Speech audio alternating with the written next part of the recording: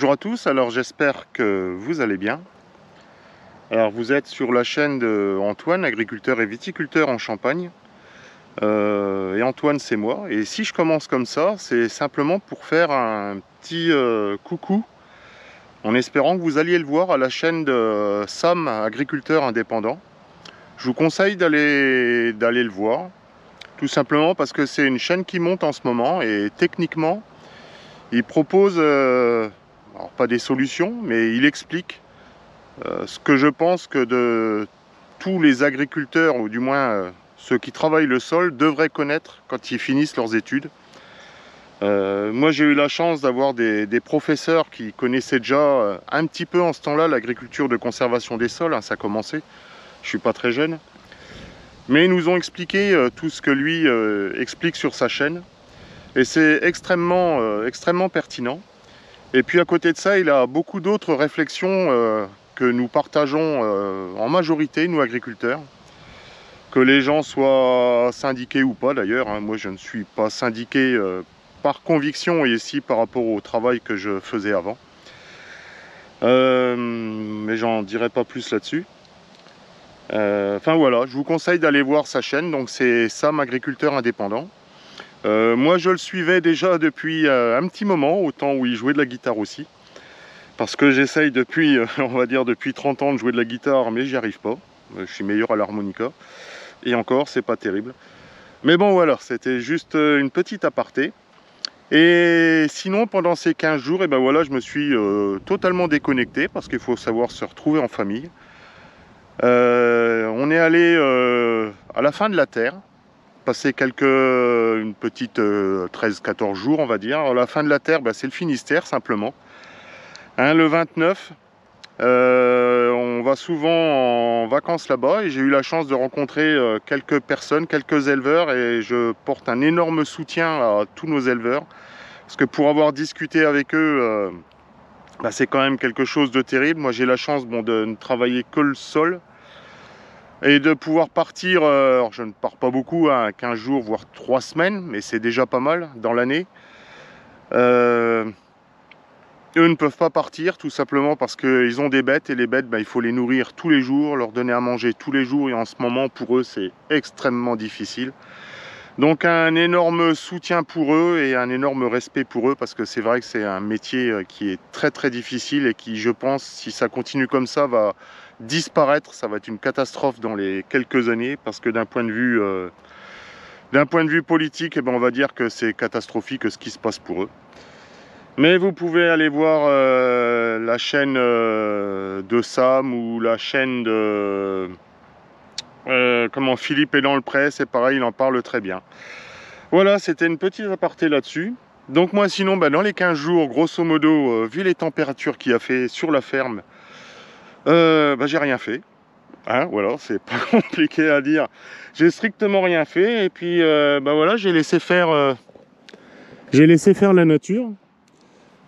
Alors pour ceux qui connaissent pas ou qui voient pour la première fois ce champ, c'est un champ de blé. Voilà, ou du moins c'était un champ de blé jusqu'au 10 ou 14 juillet, je ne sais plus du tout quand est-ce que je l'ai fauché. Alors on en voit encore ici la paille. Hein, la paille donc qui s'est transformée, qui commence à être cassante. Hein, qui a un C sur N, on appelle ça un rapport carbone sur azote, pardon, qui est très élevé. Et à côté de ça, j'ai réussi à conserver la plante qu'il y avait avant ici, c'était une luzerne. Simplement en gérant le désherbage. Alors, vous voyez, elle a poussé, sans eau, puisque malheureusement, il n'y a pas plu. Hein. Mon père m'a dit qu'on a eu 2 mm, je crois, dans les 15 jours qui se sont passés. Alors pourquoi elle a poussé? Parce que sans eau, rien ne pousse. Hein, même s'il y a des... je sais même pas comment j'appellerais ça, des gens qui disent qu'arrivent à faire pousser des choses chez eux sans eau, mais bon, faut arrêter de raconter n'importe quoi et de faire croire n'importe quoi aux gens. Ces gens-là font extrêmement de mal à l'agriculture, hein, surtout quand on voit l'état de son sol qui est complètement délabré, je dirais. Enfin, c'est tout, vous avez dû en entendre parler. J'en parlerai pas, honte à lui, hein, tout simplement, honte à lui, je lui dis, hein, il peut me trouver, hein, je suis dans l'annuaire. Voilà. Donc je vais me lever un peu, vous allez voir qu'il y a de la luzerne, mais pas énormément. Alors je pense que là, on est le 20 août, oui c'est ça, samedi 20 août. Je viens de passer 9 heures parce que pour rentrer du bout de la Terre, ou de la fin de la Terre, puisque là-bas c'est marqué et après c'est l'Amérique. Pour rentrer de la fin de la Terre, on a mis quand même presque 10 heures. Voilà, donc c'est ça. Je pense que je vais la broyer parce qu'il n'y a pas de quoi, faire une coupe. Hein. Je vais me lever, vous allez comprendre. C'est comme je disais, sans eau, ben ça pousse parce qu'elle est enracinée en profondeur depuis très très longtemps. Mais ça pousse très peu. Mais comme voilà, j'en reviens à ça, comme mon C sur N là de ma paille est extrêmement élevé, que là c'est un C sur N beaucoup plus faible et surtout plein d'azote, ben, je vais essayer de recouvrir en broyant, même si ça me coûte un petit peu d'argent de broyer, mais en broyant tout ça ici, mais surtout comme elle est en fleurs en ce moment, eh bien elle va trocher pour se régénérer un petit peu et puis repousser de plus belle en espérant ce coup-ci pouvoir faire une coupe un peu avant mon semis de blé qui sera vers le 15-20 octobre je pense dans cette parcelle. Alors j'espère que la luzerne aura fait une coupure entre le blé qui est présent en ce moment, enfin qui était présent pardon, et puis le prochain blé. Parce qu'on dit un blé sur blé, hein, dans la rotation c'est pas terrible etc. etc. Mais bon j'espère que là j'aurai fait une petite coupure de rotation avec la luzerne qui aura repris le dessus. Alors voilà, je me lève, vous allez voir que ça paraît joli comme ça, mais il y a quand même pas mal de, vous voyez, pas mal de petits trous. Alors il y a des endroits, il y a des trous un petit peu plus gros parce que ben, il y a du vivant. Il faudra que je m'en occupe parce que ben, ce sont des mulots. Donc là pour l'instant il ne me dérange pas, mais dans le blé il risque de faire des trous. Par contre, gros autre avantage, hein, quand je vais la broyer, je laisserai quand même des bandes. Parce que, bah voilà, j'espère qu'on va la voir. Vous voyez, beaucoup de vie. Là, ils font pas assez de bruit pour qu'on les entende, mais il y a vraiment beaucoup d'abeilles qui sont présentes. Et une autre chose que j'ai constatée, hein, en ce moment, il doit faire 32, 33 degrés, donc au soleil, beaucoup plus. C'est que je prends au hasard, vous voyez ici, il y a l'ombre déjà de la luzerne, l'épaisseur de la couche de paille de mon blé, et en dessous, je vais essayer de creuser, hein, ça fait combien d'années là, 7 ans que le sol n'a pas été travaillé du tout, voilà. Et bien ici le sol il est déjà, vous voyez, il est extrêmement grumeleux. Bon, il est sec, mais je pense qu'en température on est alors il a fallu que je prenne un thermomètre, mais on a 14 degrés, 15 degrés quoi. Et on est simplement à quelques centimètres dans le sol.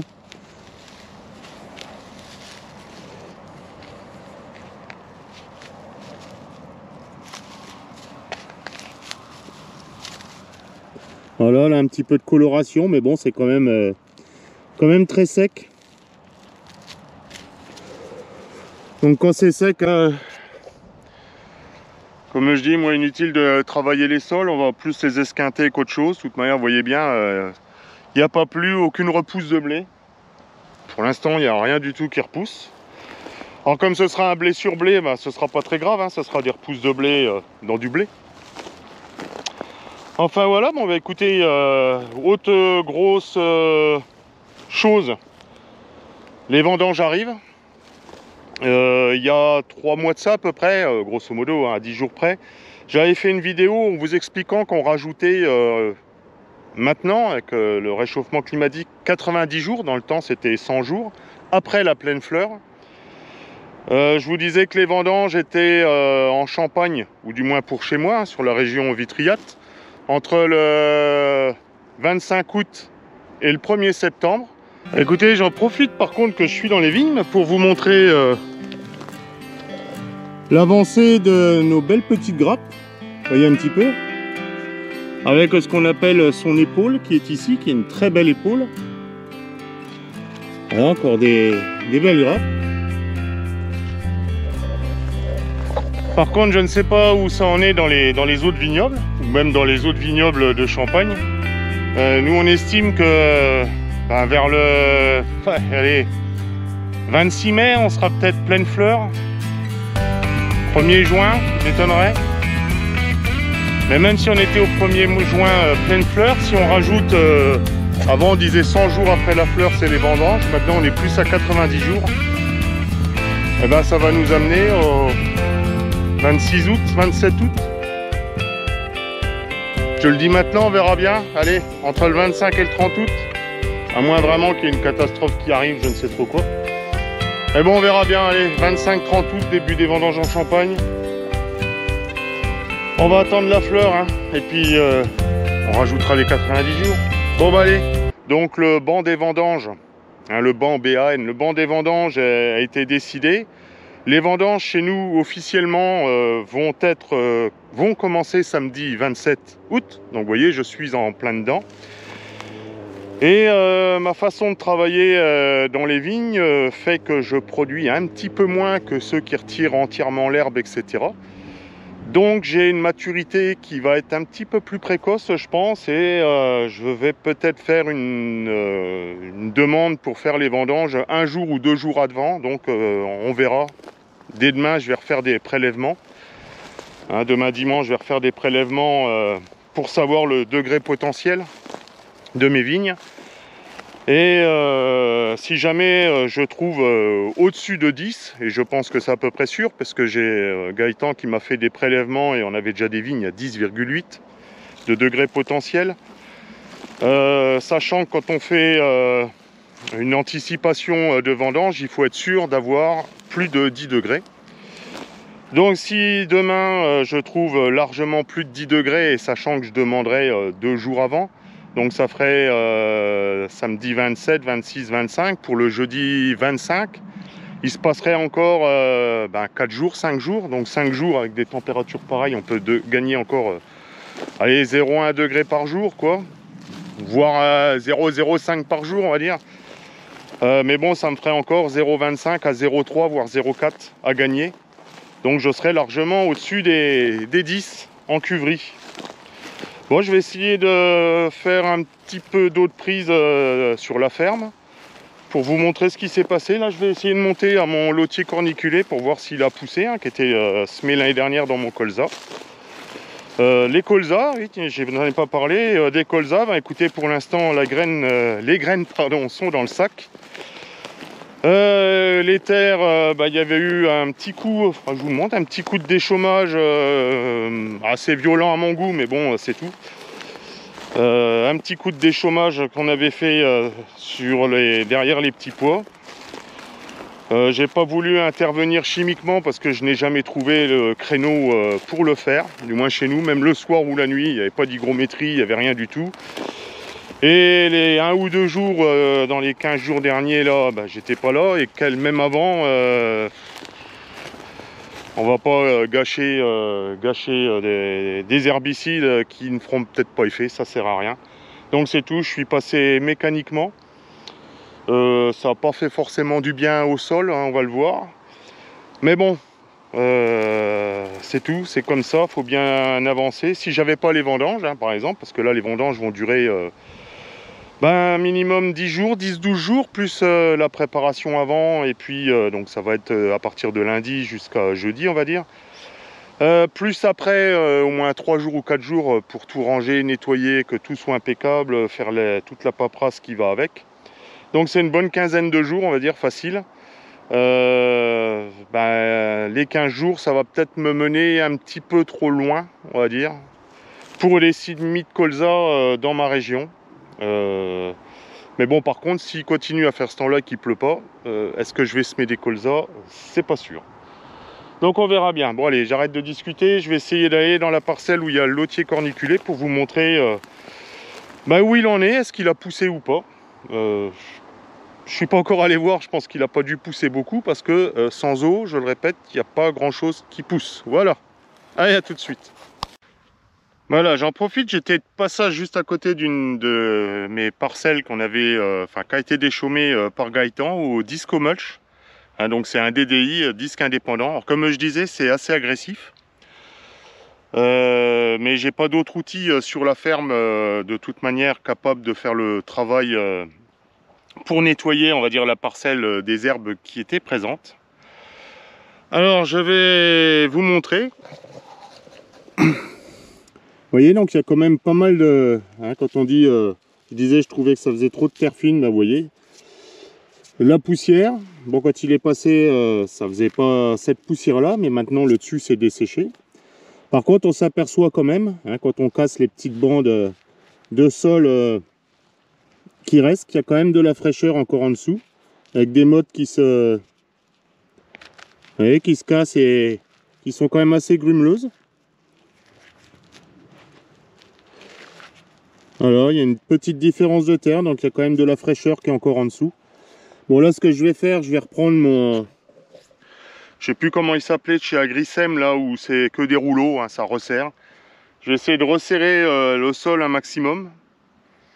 Alors là-dessus, comme je disais tout à l'heure, hein, sur la chaîne de Sam, vous verrez, hein, c'est des pratiques que je n'aime plus faire, mais bon, c'est tout, c'est comme ça là.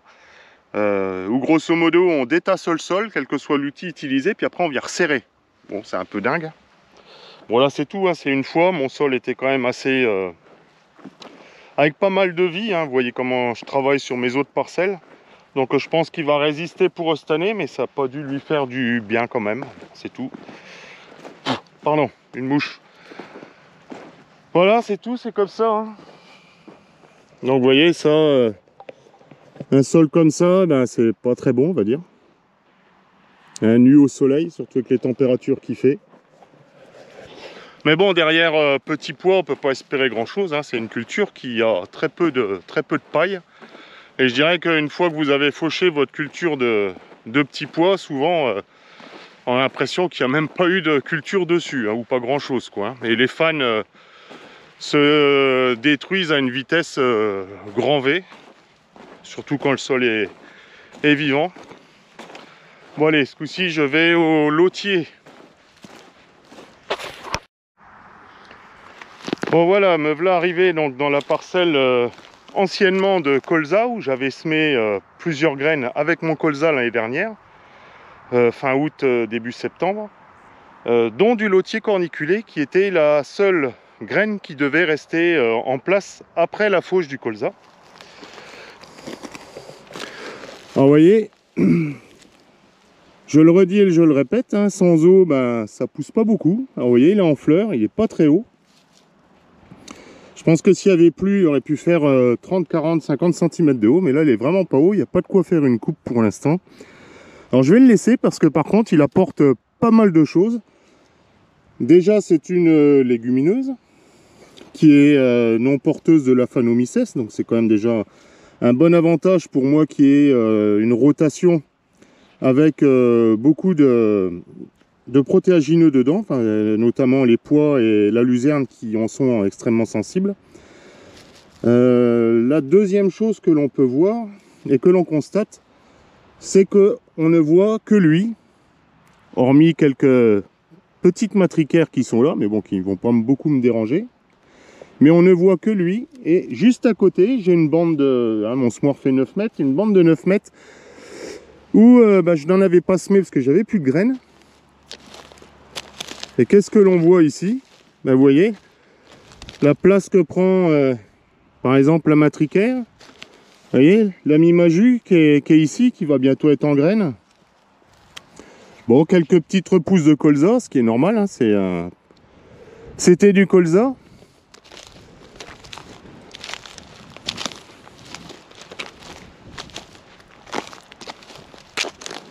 Voilà, une folle avoine, d'un renoué liseron qui commence à se développer, quelques petits chardons. Par contre, vous voyez, c'est assez caractéristique. Dès que je repasse dans cette parcelle, étant donné qu'elle est occupée par une culture, bon, hormis la matricaire, parce que la zone est peut-être un petit peu tassée ici, bah, vous voyez, il n'y a que le lotier. Et si on regarde, vous voyez, les débris de colza, il n'y a déjà plus grand chose.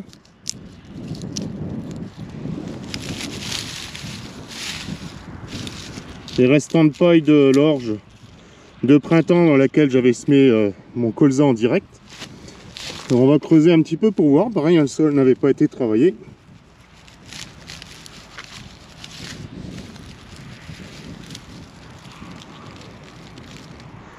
Donc à savoir qu'ici il y a à peu près la roche-mère est à 20 cm, à peu près 25 cm. Bon, on voit quand même quelques petits trous, mais là il fait beaucoup trop chaud hein. En ce moment je pense que les vers de terre sont dans l'horloge estivale, on va dire, hein, protégés de la chaleur. Bon, vous voyez, la terre est grumeleuse, mais quoi qu'on fasse, hein, vous avez vu le peu d'érosion que ça provoque quand même dès qu'on travaille un petit peu. Et regardez au vent, hein, les argiles qui s'en vont, le meilleur. Bon voilà, petit retour rapide sur la parcelle de colza semée avec du lotier l'année dernière. En pareil, c'est pour y mettre un blé. Donc de la même façon, je vais essayer de conserver le lotier pour l'année prochaine. Encore une petite expérience, hein. Ce coup-ci c'est déjà une première expérience qui était réussie, on va dire, puisque le lotier est quand même présent. Bon, il n'est pas très haut, mais on est quand même encore à plus d'un mois et demi des semis de blé, donc on peut espérer un petit peu plus de pluie conséquente, parce que sinon les colzas, je ne sais pas ce que ça va donner. Là je viens de voir un voisin qui a déjà semé ses colzas. Donc je vais suivre sa parcelle pour voir un petit peu est-ce qu'il a eu raison ou pas. Ou est-ce que ces colzas vont se faire bouffer par les altises parce que forcément dès que vous avez une culture qui pousse et un insecte, on va dire, un prédateur qui a besoin de manger, s'il trouve une parcelle qui est élevée et où il y a du colza, forcément il va s'attaquer à la parcelle. Alors moi, vous voyez, tenez, là je me suis arrêté, il y a une repousse de colza quand même avec le lotier. Alors, vous voyez, on voit un petit trou ici. Pour le reste, c'est pas touché. Alors est-ce que c'est parce que bon, un petit peu ici là.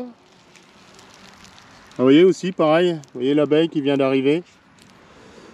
Donc quoi, dès qu'on laisse un couvert, dès qu'on laisse quelque chose à manger pour ces jolies petites bêtes, elles en profitent, hein, ça leur permet de vivre. Parce qu'on dit souvent, on dit souvent que les produits phyto font du mal aux abeilles. Les produits phyto font du mal aux abeilles. Et là, je vais peut-être pas me faire des copains, mais allez voir certaines vidéos là où a été créé le gosho, je crois que c'est au Japon.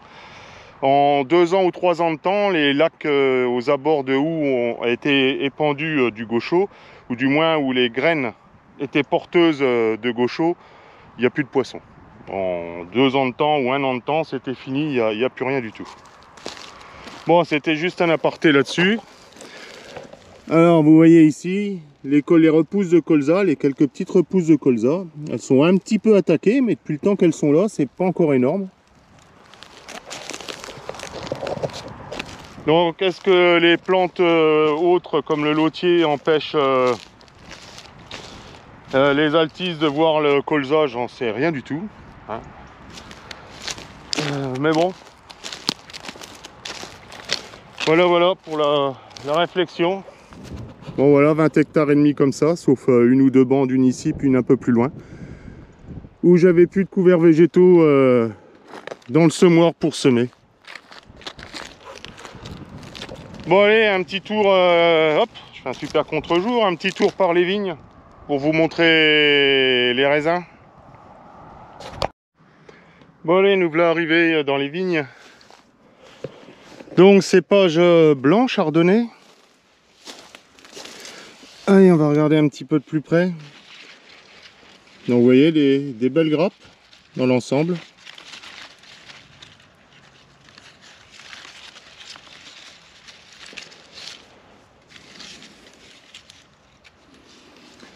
Très saine, hein, pas de maladie. Même le feuillage, vous voyez, il y a très peu de maladies, hein, pas d'eau pas de maladie.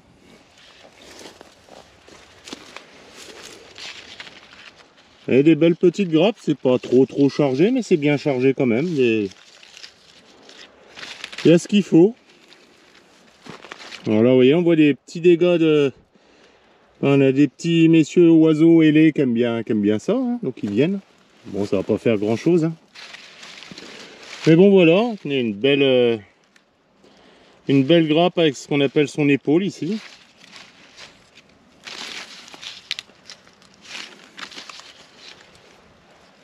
Alors ici, je suis dans la partie certainement la moins mûre, puisqu'on est à 9,7 dans les échantillons qui ont été faits. Et on va regarder un petit peu la partie non exposée au soleil, ou moins exposée au soleil. Là, vous voyez, ça fait joli, on commence à voir la lumière qui traverse les raisins. Très belle grappe, enfin, moi je trouve ça magnifique. Même ces petites grappes là, vous voyez, de grains très serrés. Et il est vraiment dommage qu'à travers les vidéos on puisse pas vous transmettre les goûts. Parce qu'une chose que l'on fait, c'est déguster les baies. Et franchement, c'est bon, c'est sucré, c'est... Ah, j'adore ça, punaise. On en mangerait, mais enfin, quand on en mange de trop après, ça se passe pas forcément très bien, quoi. Mais c'est vraiment très bon. Bon, bah écoutez, je pense que je vais vous laisser là-dessus. Je pense que la prochaine vidéo, bah, ce sera ou la préparation des vendanges ou pendant les vendanges. Je ne sais pas encore trop comment ça va se passer. Demain, je fais mes échantillons pour savoir exactement quand est-ce que je demande à commencer. Est-ce que ce sera le jeudi 25 ou samedi 27 comme a été décidé par la profession? Je vais voir, les échantillons parleront, hein. Et puis ça demande pas mal de travail, hein, sur l'exploitation, parce qu'on va être un peu plus de 45. Donc 45 personnes à s'occuper, plus la gestion du pressoir, plus la gestion des équipes. Ben c'est pas simple. Faut que je réfléchisse, bien que la météo ne s'y prête pas, ils annoncent pas d'eau. Parce que si je ne sème pas mes colzas entre demain, on va dire, et puis jeudi, même mercredi soir, ce sera après les vendanges. Mais donc ça veut dire que ce sera vers le 7, 8, 10 septembre. Pour chez nous, ça fait quand même un petit peu tard. Mais bon, est-ce que semer maintenant, ça vaut le coup ou pas? Il faut peser le pour et le contre. Bah, dites-moi dans les commentaires, hein, ceux qui sont des pros du colza, qu'est-ce que vous avez fait? Est-ce que vous faites moitié-moitié? Est-ce que vous attendez? Alors moi, je sais qu'on entend de tout. Certains dire quand je sème au 3 août, j'ai des super rendements. D'autres qui disent quand mes plus beaux colzas ont toujours été ceux qui ont été semés vers le 1er à 5 septembre. Hein, c'était des dates traditionnelles chez nous. On a avancé les semis du fait des sécheresses. Souvent c'était ça, on a fait des erreurs. Je sais que dans le passé on a fait des erreurs, hein. J'ai vu des colzas lever, se faire bouffer. On a couru après les insectes, on a couru après l'herbe.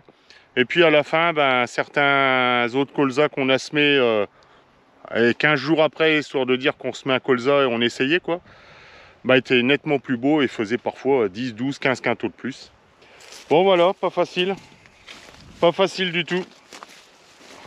Voilà, allez, je vous laisse sur ma petite parcelle en vitiforesterie. Alors j'en parle pas pour l'instant, hein, j'en parlerai plus précisément plus tard. Et puis ma petite bande d'arbres, et ce sont des noyers que j'ai décidé de planter, qu'on viendra greffer. Avec des belles variétés de noix. Et puis bah, comme le chemin c'est un chemin d'association foncière, bah, les noix ce sera pour tout le monde, moi, tous les propriétaires qui ont droit de circuler sur ces chemins là, hein, au gré de leur passage et de leur promenade, comme il y a pas mal de gens qui se promènent. Voilà, bon écoutez, ce coup-ci je vous laisse là-dessus. Je vous souhaite un bon dimanche, si jamais j'ai le temps de monter la vidéo d'ici demain matin ou ce soir. Et puis surtout portez-vous bien et prenez soin de vous. Allez, salut!